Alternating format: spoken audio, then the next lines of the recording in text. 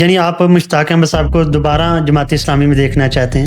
سر، آپ ہی کے سابق سینیٹر جناب مشتاق احمد صاحب، انہوں نے پارٹی سے استعفیٰ دے دیا اور آج کل وہ تحریک تحفظ پاکستان کے پلیٹ فارم پہ ہمیں نظر آتے ہیں.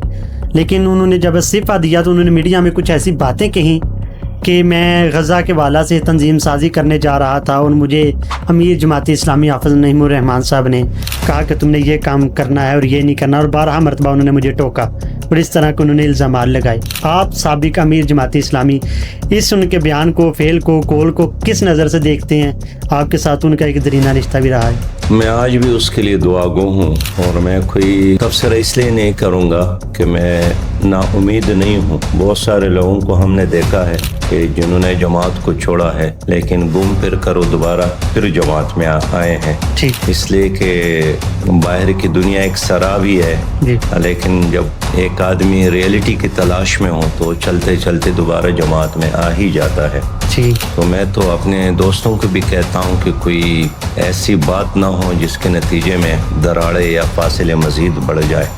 انسان کی ایک سوچ ہوتی ہے، اور صبح کچھ سوچتا ہے، شام کو کچھ سوچتا ہے. اس لیے انہوں نے بھی کچھ سوچا ہوگا اور اپنے لیے بہتر سوچا ہوگا. اس لیے کہ انسان چاہتا ہے کہ ان کا صلاحیت اور ان کا وقت ایسے کام میں خرچ ہو جو فروٹفل ہو، جو اس کے لیے دنیا اور آخرت میں کامیابی کا ذریعہ ہو. ہر آدمی بہتر سوچتا ہے، اپنے لیے تباہی کا، بربادی کا نہیں سوچتا ہے. تو اس طرح اس نے بھی اسی طرح سوچا ہوگا. بہرحال ایک وہ فعال متحرک انسان تھے، اور کسی بھی لمحے وہ دوبارہ بھی جماعت کی طرف آ سکتے ہیں. اس لیے کہ کئی کارکنان کو میں جانتا ہوں جنہوں نے جماعت کو چھوڑا دوبارہ جماعت کی طرف آ گئے. تو میں نہیں چاہتا ہوں کہ کوئی تبصرہ کر کے جو فاصلے موجود ہے اس میں اضافہ ہو. میں ہمیشہ جوڑنے والا آدمی ہوں. یعنی اس وقت پوری امت کو بھی جوڑنے کی ضرورت ہے.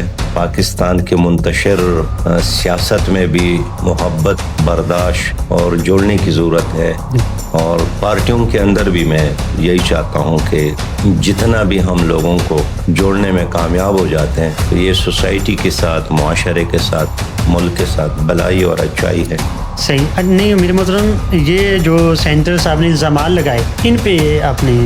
ویسے میں نے زیادہ سنا بھی نہیں ہے، اور اگر کوئی بات ایسا ہے بھی تو جماعت اسلامی کا ایک امیر ہے، وہ جواب دیتے ہیں، قیم جواب دیتے ہیں، ترجمان جواب دیتے ہیں، اور وہ بہتر پر یہ کام کرتے ہیں.